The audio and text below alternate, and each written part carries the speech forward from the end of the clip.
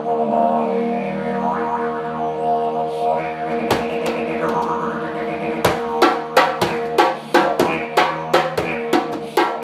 friends of the forest, I'm here in the Return to Nature kitchen, and I decided to invite you all to learn how to make fermented foods, which of course, I think is so important.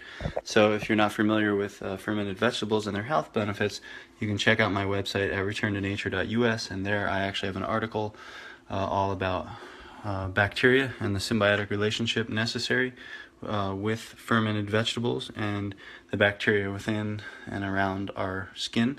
And this is a very important practice that's lost, and it's also very mystified, and but it's very simple. So here's a couple things you'll need. What I'm going to be using are half-gallon ball jars, and this is really an important thing, as well as a blender, which is an optional thing. I have salt here, right?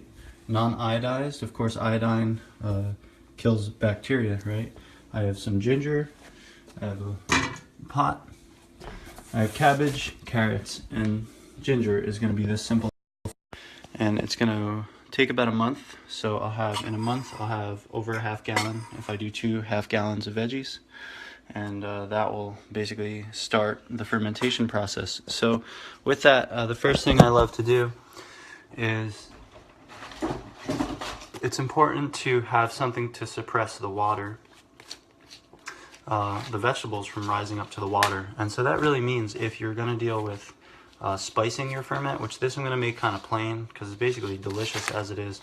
But if you wanted to add spices, right, herbs, and they float to the surface of the ferment, to the top where the water is, they're actually going to get really funky and moldy. They're going to attract mold. So you have to suppress the vegetables under the saltwater line.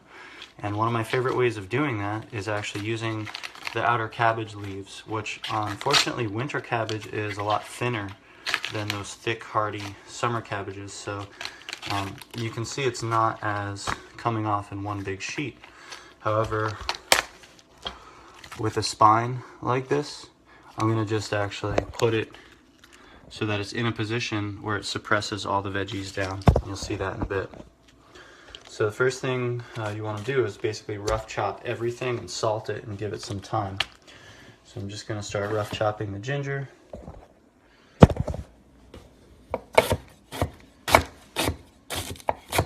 And this really gives the veggies time to soften and have their natural juices come out, because you don't want to necessarily use salt water if you don't have to. So I'm just going to rough chop everything, and then I'll run some of it through a blender. So if anybody has any questions at any point, feel free to ask. And that's the benefit of live on TV. See, the cool thing about this is that on TV you never had the ability to ask questions live, unfortunately, because that would have been really fun for people. So rough chop the ginger. I'm going to put it in that pot, and that'll kind of be the spicing. That'll be plenty. That'll really be enough. Chop up the carrots. See, the reason rough chopping, if you're going to use a blender, is because that will enable some of the vegetables to get really blended and kind of turn into like juice, and some of the vegetables will actually stay kind of more in chunks. So this way you're getting all that vegetable juice, which is what's going to actually help the ferment have its own liquid. Otherwise you have to add salt water to it.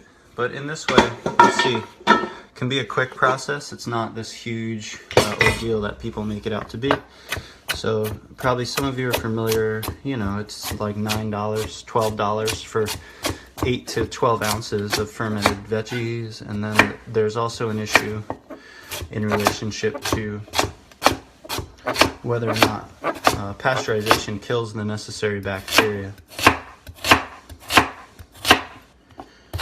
So if you're dealing with trying to get probiotic foods, and the pasteurization laws are to destroy those bacteria, and the fear of harboring harmful bacteria, then you're actually not going to get them. So something like yogurt, which is generally milk where you take yogurt that you already pre-existingly had, and you add that to your new batch of milk and you leave that on the countertop to sour, that's countertop yogurt. That, of course, is going to be full of probiotics, full of the bacteria, acidophilus, lactobacilli, etc. And though it's going to be really thin, and people, of course, expect that yogurt is supposed to be really thick now. So what they do is they'll actually either continue to simmer yogurt down until it becomes very thick, and or add things like carrageenan, Irish moss, which actually thickens, or other sketchy thickeners to yogurt to make it thicker. And that's because people have a pre-conditioned expectation to what yogurt is supposed to be like. As a result, what has to happen then is they pasteurize the yogurt to go through industry. Those are industry standards. So your yogurt gets pasteurized, which means that all the bacteria that grew in there naturally are now dead. And then they inoculate it after that with isolated pills, essentially the same ones you're buying that are probiotics. And that's where you get 6-7 trillion lactobacilli and acidophilus and things like that. It's very expensive to get those pills. Now, that's not necessarily naturally occurring in your yogurt because of pasteurization. That's something that's added in. And I would recommend that the body actually doesn't work like that. It doesn't require, your body does not require 6 trillion lactobacillus and acidophilus. Your body requires an environment to grow its own bacteria. So we're again isolating down to pills, right? This allopathic idea that just take a pill to fix all your problems and don't change your diet or anything like that. So now you have this resurgence of taking probiotics and trying to return to the fact that this is extremely important and healthy and necessary for survival as human beings. So then you have the factor of making ferments at home versus buying pills. Seems very daunting for people. And hopefully this video will show you that it's really not that hard and anybody can do it. So I'm just rough chopping all the cabbage and the carrots and the ginger, and at some point I'm going to add a little bit of salt. It's usually the biggest question is how much to salt your fermented vegetables. Of course, what salt does, and the salt water does, is it actually makes it so that the vegetables are in a brine, a medium of which basically limits which bacteria can grow in your ferment, and that makes them all, so to speak, beneficial. Of course, there's not really such a distinguishing line between good versus bad bacteria. Candida, for example, is something that most people fear now. Candida is proliferating because of the lack of good bacteria, if we can say anything. So killing bacteria, using that kind of methodology for healing, can't really restore the necessary and beneficial bacteria that we're killing off. So even something like colloidal silver or oregano oil, which are claimed to be these huge miracle cures in this day and age, are still killing off intestinal bacteria. Of course, we now know that intestinal bacteria are the ones who eat your carrot. They break down the cellulose of this carrot, and inside the cell wall of every carrot is the vitamins and minerals and nutrients. The bacteria are the ones that are opening up that cell wall, and they're actually extracting those chemical constituents, and they're the ones pushing it through your bloodstream, through your intestinal walls into your bloodstream. So they're extremely necessary for actually absorption of minerals and vitamins. So reminding you all, if you're taking fluoride water or chlorinated water, that's in the water to kill bacteria. When that water goes inside of you, it also kills the bacteria inside of you. Even essential oils are doing that. Products with essential oils in them, whether it's toothpaste, etc., deodorants with tons of essential oils, it's becoming very commonplace. Of course, antibiotics are in the waterways, are in tap water, for example. It cannot be filtered by the filtration plants that people have.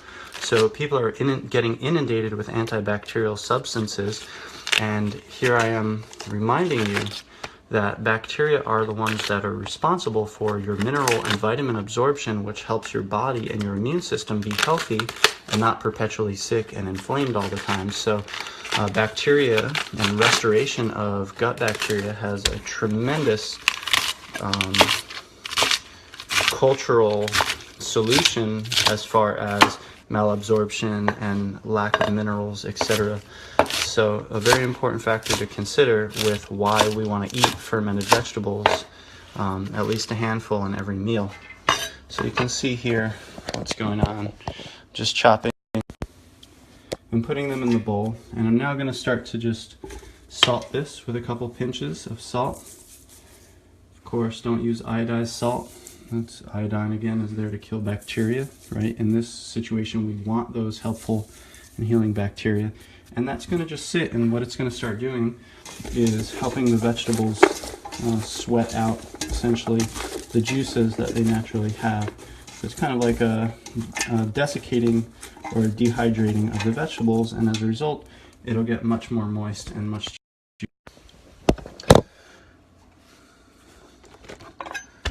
So I've approximately 3 cabbages here, and about 5 carrots, and about 4 or 5 inches of ginger root. And that's going to go into either a half gallon or maybe a little more than a half gallon.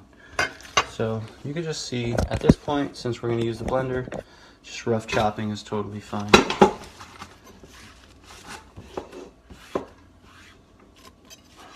Hi, Lauren. Welcome to your downstairs.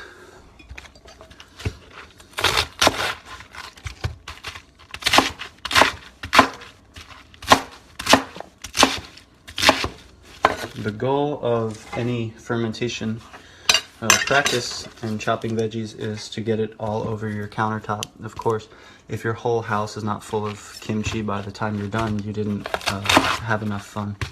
What's up, Angie? Welcome to How to Make Fermented Veggies 101. Also, if anybody's interested to come to a live class, I'll be teaching at Nofa, New Jersey conference, which is Northeast Organic Farmers Association. It's a really good organization in New Jersey, and they're focusing predominantly on getting organic farms established. And of course, that's a really important factor for all of us because food comes from the ground, and the more local it can be, the better it is. So I'll be teaching a tincturing class as well as fermentation class there, and that will be late January, so all are welcome to come join us in a fun adventure of how to make tinctures and how to make fermented veggies. And I'll also probably cover how to make some mead at home, mead making 101. So you can see now the pot's getting pretty full and it's salted, so I'll just give it its first smooshing. So that's what we're going to want to do. And if I wasn't on a video, I would just actually leave this for about 2 or 3 hours, just salted, and it would start to break down and become easier to squish. The more you can smash it up, of course, the easier it's going to get. And the blender itself is going to help with that. So after I chop some more veggies, I'll hook up the blender and make lots of noise at you. Do one more cabbage. Other veggies, you know, really the sky's the limit. I work with a lot of wild foods as well. Purslane really ferments beautifully. You can make purslane pickles. Anything that you try to ferment that goes soft on you, don't forget you could just blend it into a condiment and use it as a kind of salad dressing or a topping. When you're working with fermented foods, you never want to cook them into your food. You always want to add them after. So, you know, what we end up doing is, if I have kimchi or other ferments on hand and I make a veggie stir fry, I'll just add a couple teaspoons of that in after I've cooked it, and that ends up being really delicious and very healing. Another great bit of research that they just have been discovering, a lot of research is going into the microbiome and understanding our gut bacteria and the reason for bacteria being all around us. And that serotonin is actually found to be produced not in the pineal and pituitary glands, which is what the whole medical industry used to teach us, but actually the bacteria in our guts is actually creating the serotonin. So of course there we have an understanding that mood, right, and your thoughts and your way of thinking and your mental space is somehow interacted with these bacteria. If you think biologically, evolutionarily, what bacteria actually have to teach us is that they're our ancestors, and if humans nuke the bejesus out of themselves, the bacteria will just basically try again and build other organisms. They're not going anywhere. They can live in nuclear radiation just fine. They're a class of bacteria called extremophile microbes, and those can be found everywhere, including under the ocean, in the cracks, the volcanic geysers, where volcanic matter is coming out of the deepest recesses of the earth, and there are bacteria all over there. So those are actually the microbes that, it's called precipitation. So basically there's this biological language, but it really means eating and pooping. So bacteria eat certain things, right, and they defecate certain things. Luckily in your body, I want you to really enjoy this, they're eating your cabbage and they're defecating out vitamin B12 and vitamin D and all these necessary vitamins and minerals. So we can say that it synthesizes them. That doesn't sound like they're pooping in your guts.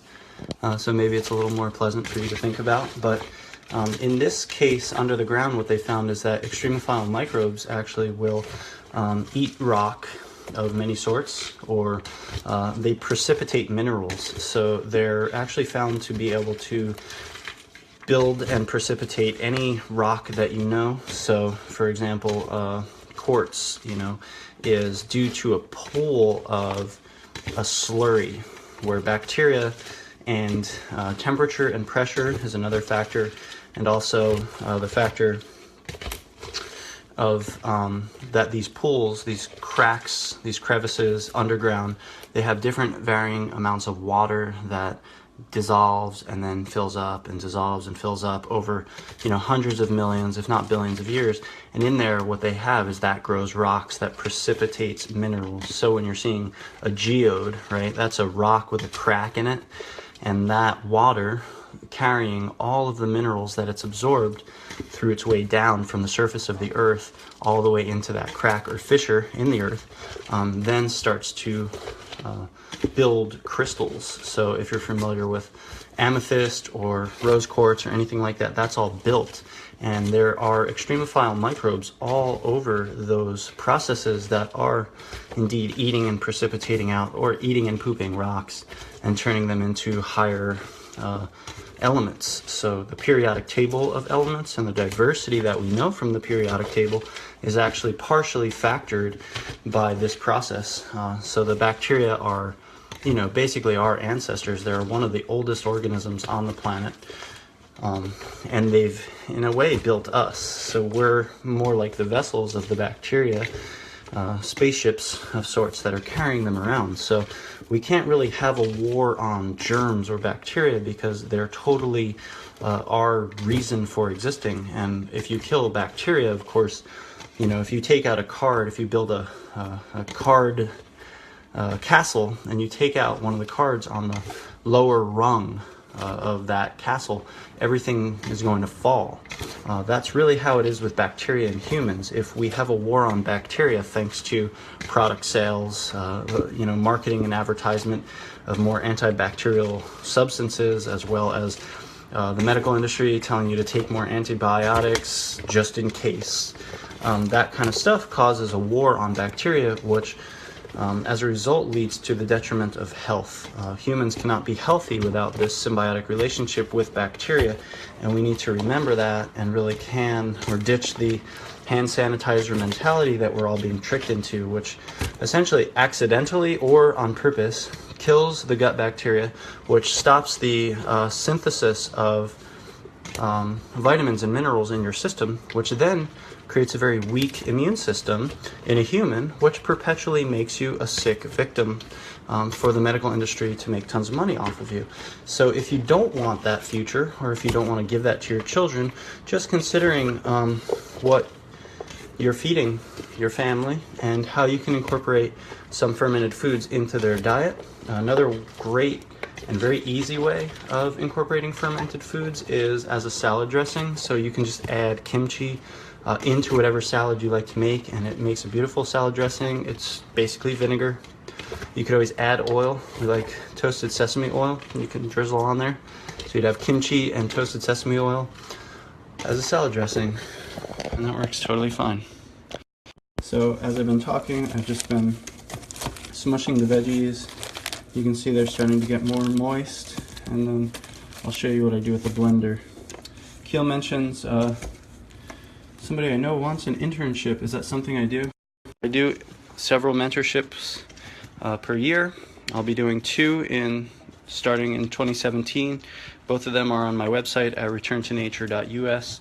One will be an online plant learning mentorship where everyone in the group will go out and forage together and learn how to make certain medicines from each of those plants, how to identify them, how to identify characteristics of that plant family, as well as how to make recipes and consume them in our diets. And then, plant sense meditations, meaning teas and sitting with a tea and really feeling how it affects you, and journaling and writing down, I felt this way.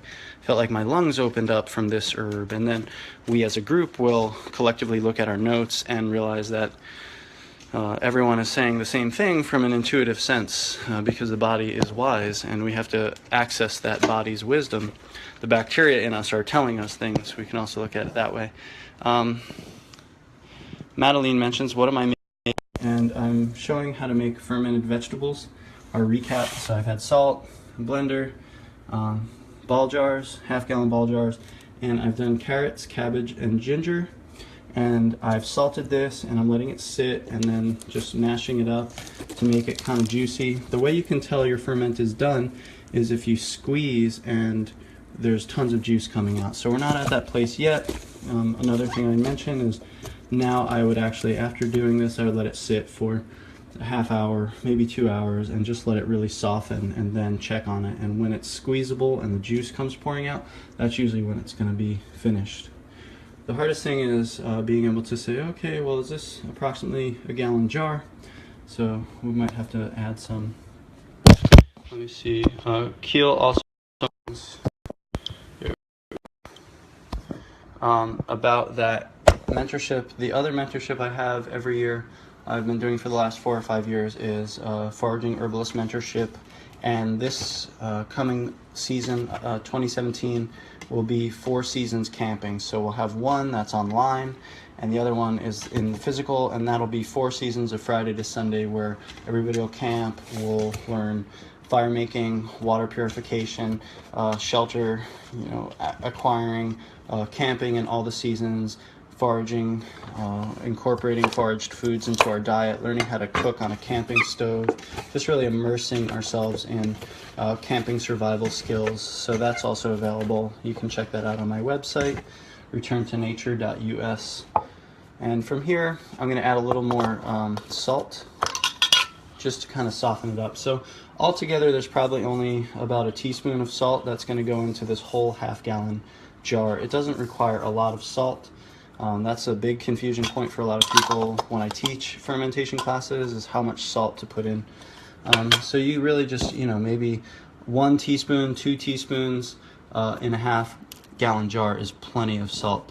Madeline asks, I eat it as a salad? Yes, and I incorporate it into a salad. So with something like kale, for example, I'll chop kale and I'll actually mash it in my hands and roll it, and that's really helps to break up the cellulose. And then I'll add kimchi, right, and then I'll let it sit there for 10 minutes, 20 minutes, and that will really help soften the kale, reduce flatulence from eating the kale, and make it a lot easier to chew and digest, because the bacteria's role is to break down the cellulose of the plants that we consume. So in a way, these bacteria are kind of pre-digesting our food. And so when we invoke them to eat our food first, what they're doing is they're concentrating the vitamins and minerals, and they're also making it easier for us to digest it and work less on breaking down the cellulose and work more on absorbing all the vitamins and minerals, which is incredibly important. Most of you have heard about like lack of minerals in our diet, so that's a way to really increase our mineral absorption of our foods. And with that, take you with me. I'll check out the herbal apothecary herbs. This is something that we've made over several years. You can see all of our wonderful herbs. But along with that is that you can always add herbs, herbal remedies and things to your ferments. So in this case, talking about those minerals and absorbing those minerals, there's no issue with taking dried stinging nettle and adding maybe half a cup. And that's really not going to affect the flavor at all, but it's really going to increase iron, magnesium, calcium levels of the ferment itself. So that's totally something that could always, you can see there, now it's just all mixed in. Spoon here.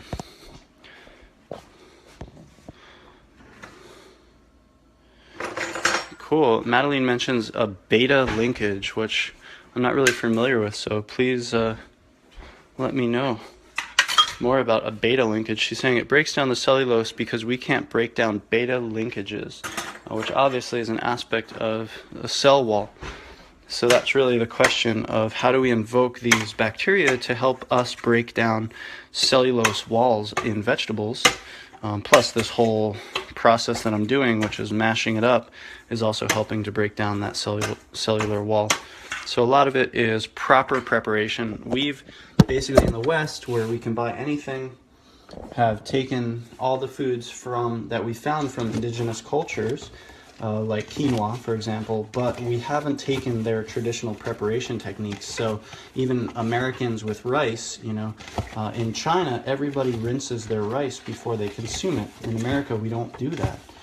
So it's very important, though. It turns out that when you do the science and all the chemistry analysis, there are anti-nutrients. With rice, there's this cloudiness, and that's all this starch that's indigestible and actually blocks vitamin and mineral absorption when you consume it. So by rinsing it, you're actually getting rid of these anti-nutrient compounds, and also you do that by soaking, right? So rinsing in rice, that's really important, but then soaking beans, all of those factors are how traditional peoples work with those. So quinoa is an example which has saponin. Saponin is kind of it deprives your cells of being able to absorb oxygen. So actually, saponin-rich plants are what you see indigenous people use to stun fish in a stream and bring them to the surface, because it actually stops the oxygen from being able to be absorbed in the waterway.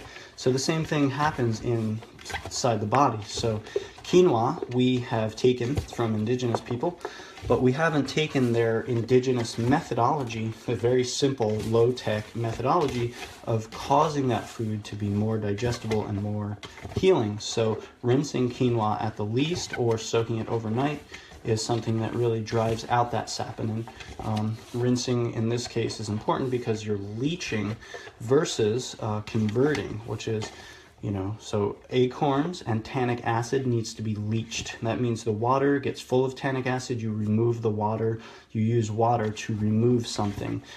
Beans having phytase and other, or I should say phytic acid and other anti-nutrients, those need to be soaked. And what happens is there's actually a chemical conversion that occurs. So the plant itself has these compounds in it to lock its own nutrients because it's waiting for spring so that it can grow. And what soaking does is it kind of mocks springtime, and so it actually will enable those compounds to be converted. And so an anti-nutrient converts itself into an enzyme to digest that substance. So you have phytic acid, for example, converts into phytase, which is the enzyme. So you get an acid to enzyme conversion, and that really helps with digestion and absorption, as well as getting the actual medicinal aspect of the food instead of the body fighting against allergic reactions and things like that. So let's see. So now you can see I have some really nice fermented veggies here, and if I squeeze it, it's just starting, the juice is just starting to come out, so it's just about ready. And if for the sake of this video, just go quickly. Yeah, Madeline mentions it's amazing how the ancients knew these things, and I'm talking chemistry, you know, so it just so turns out that we've developed advanced chemistry thinking we're so much smarter than indigenous people and that they're primitive and all this nonsense. And though we're just confirming through a rational analysis what they've been doing by instinct for millions of years. So then the question, of course, we should ask is, well, how did they know? And then Stephen Buhner and others talk about the fact that indigenous people all over the world, their answer to that question is the plants told us. And we, of course, in a rational mindset say that that's not possible because we think of Disneyland and we think of plants going, hey, Bob, my name's Mr. Nettle, and I'm here to tell you a story. That's not necessarily what can be meant by communication. And we understand, we bind the idea of communication as a society, as a rational culture. We bind the concept of communication to mean spoken words or language, and that's not necessarily the only way things can communicate.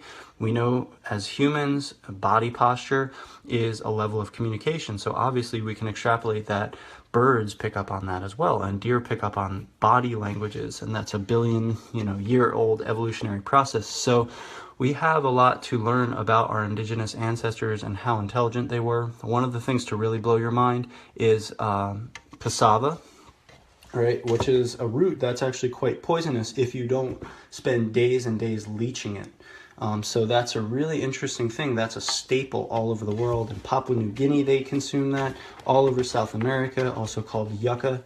And that's totally a poisonous plant, but it's like the world's most consumed carbohydrate. And every single tribe, thousands and thousands of miles away from each other, have developed similar leaching processes for leaching out the toxic chemistry. So then you have to ask yourself, how did they know that?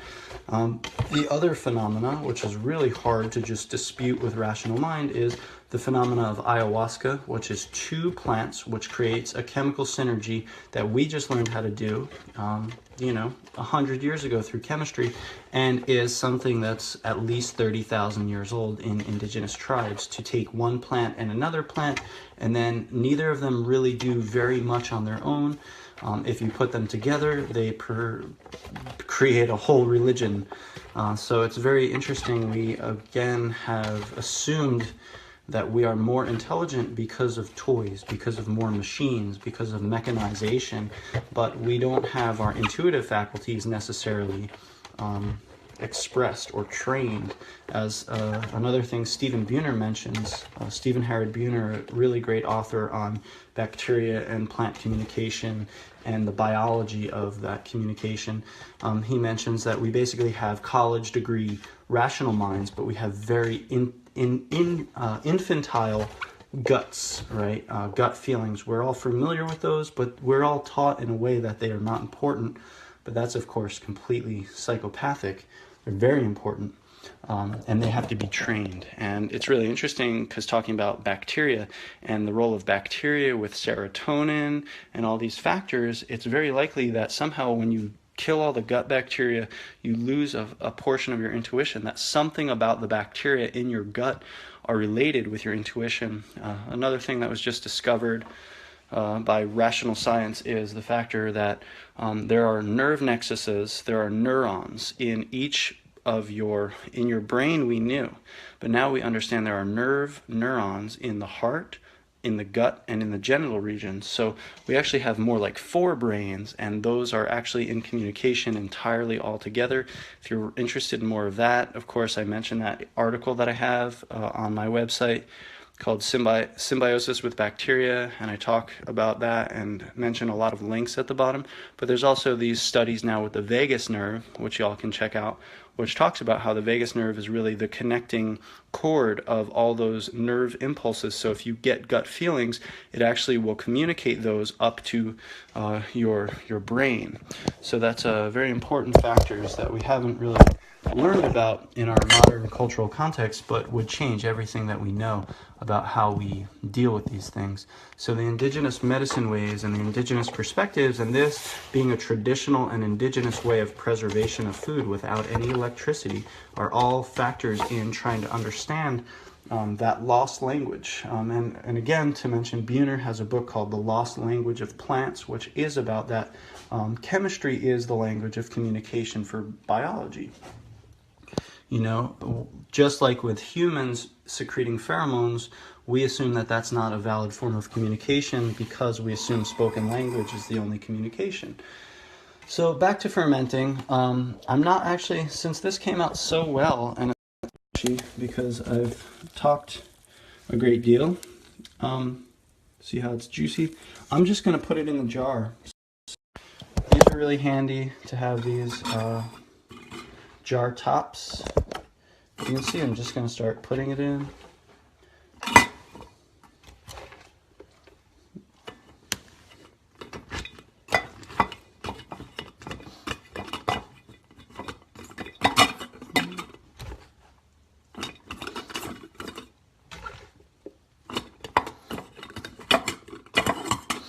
And as the jar gets closer to being filled, just take this and find a spoon. And we'll just smush it down. Another one of my favorite ingredients in making ferments is actually using seaweed. So you can take hijiki, dulse, things like that. And wakame is another great one. And you can add seaweeds to your ferments, and this really helps them. Not only you then require less salt in your overall ferment, but it really gives a beautiful flavor and softens up and becomes totally wonderful. So this is now carrots, stuck spoon, carrots, cabbage, ginger, and stinging nettle ferment. So get that wild food in there, that medicinal goodness, as well as all the other vegetables. So what I want to do is I always want to use tapered jars. That's for a significant reason, which you'll see. Because the real trick of fermented veggies and making ferments is being able to get to a position where all the veggies are suppressed, as I mentioned, and they're not floating above the water line. So I'll show you how I do that. A lot of products are out there for doing that. I think it's way too overcomplicated.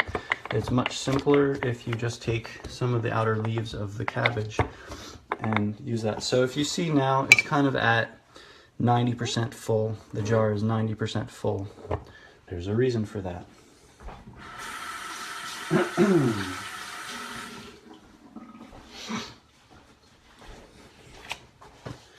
So I'm going to need to add a little bit of water to this at the end.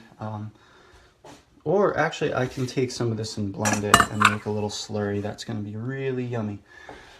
So now I'll take some outer cabbage leaves. Hopefully I can show you. Just going to cut from the stem, just a little slice in there to get one of those leaves off. With, see how I have the leaf here? I'm going to fold it under itself, and see how it's got its natural curve with that stalk of the plant?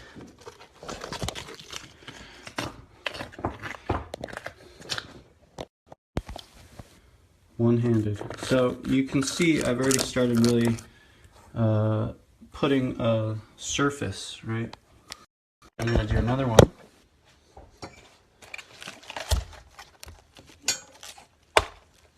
Looking for leaves with really strong spines. This, of course, is very fluffy, so I'm not going to use that. I'll use that for lunch. Here's one where it's got this vegetable spine, but a very small leaf. So see this? If I use this, it's going to kind of float to the top, so don't want that either. Side effect, cabbage for lunch. Here's a couple good ones as we get down in there. Nice. So there's another one, thick cabbage stalk. Just take this, shove it in through the side, and you kind of fold it under itself, and try to get it just positioned so that it's stuck, and nothing can really come up. Right, so you'll see I can shove this under there. Now it kind of suppresses all the other veggies. Right, so now it's stuck there.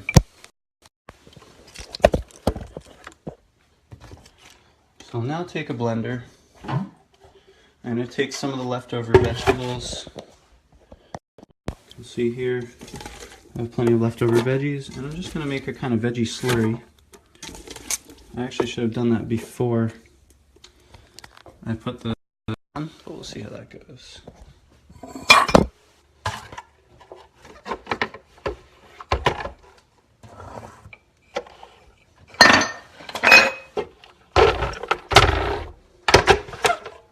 It's going to be loud. Watch your speaker volume. So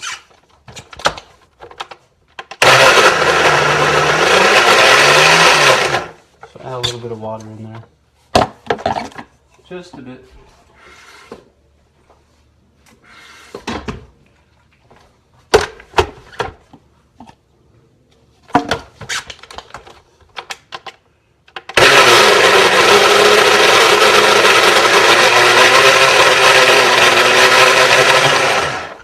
Now we have a kind of vegetable slurry. Juicy. I really want to get the juice out. So let's try to just filter some of that, because if I wanted to use, you can see this now, it's some juice and some pieces, and if I put those veggie pieces in there, as I've mentioned, they're just going to actually create an issue with mold. That's really what you want to avoid, is all the mold that's going to come as a result of having vegetables float to the surface of the water level. So that's basically the whole goal, is that you just have to be able to figure out how to not let those veggies float above the surface.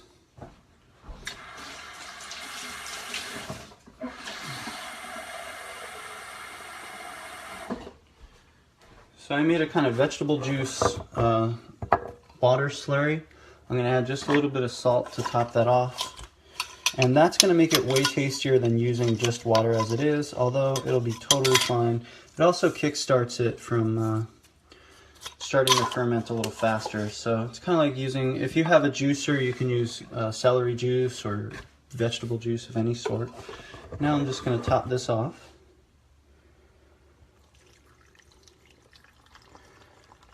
You can see it'll kind of, hi Sage. What's up, Zach? Welcome. Angie mentioned Sage says hello. So great to hear it. Hope to see you soon, Sage. Hope you like the salve I gave you. So we're getting to the point where now there's just pieces of vegetable floating, and I'm just going to remove those until there's nothing left, right? And it's pretty clean. So you can see there the water's working itself down. You can kind of give it a smush there. And just keep removing all those small pieces of veggies, because that's going to be the thing that causes a lot of mold for people. And I'll tell you that. I'll tell you why in a sec. So look at that. We're pretty set. See how that is? So now the water level is protruding, is above all the vegetable surface. Now in time you might have some issues because first of all, the vegetables are going to get softer. The water level is eventually going to reduce by the fact that it's going to percolate down to the bottom in a couple days, as well as it's going to evaporate to some degree. as well as what can happen is if you use a cloth or something, sometimes the cloth can actually suck up the water and you can get like a whole pool down the side of it, and that's really annoying, especially because it's going to start bubbling, right? And it's going to start producing an aerobic experience. So one of the things you can do to avoid that is you can use a plate. So for example, you can use a plate like this, right? And I also like to put them in a dish so that even if the juice comes out, it's captured. And so this is pretty much how I'll store my ferments. And then I'll just watch that level, and if at any time the level gets too low, I could always add some more salt water to just top that off. And that's basically how you make a ferment at home. You leave this in a place such as your countertop, and really it doesn't need much except a little peak. And in 2 days, 3 days, you look, you see that? A little piece of vegetable? That's going to cause mold. So you just take that out with clean fingers. You don't want them all full of anything weird. You don't have to scrub them with antibacterial soap, obviously. And you just make sure that surface level is above. And if you want to add some more water, at that point you do. And you keep it there for about 5 days, depending on how fermenty you like it. And then you get yourself a whole bunch of very inexpensive kimchi, especially if you get a sale on bunches of cabbage, or it's great for if you join a CSA and they give you, way too much. So therefore you can ferment it, which was always the traditional practice before refrigeration, and as I mentioned, is something that we need to return to for multiple health reasons. And I thank you all for watching this and sending you many blessings, and check out lots more videos, articles, upcoming classes on returntonature.us, my Facebook page at Return to Nature Skills, YouTube at Return to Nature Skills, Instagram at Return to Nature, and my personal page on Facebook, Dan D. Lyon. Many blessings. Thank you for tuning in.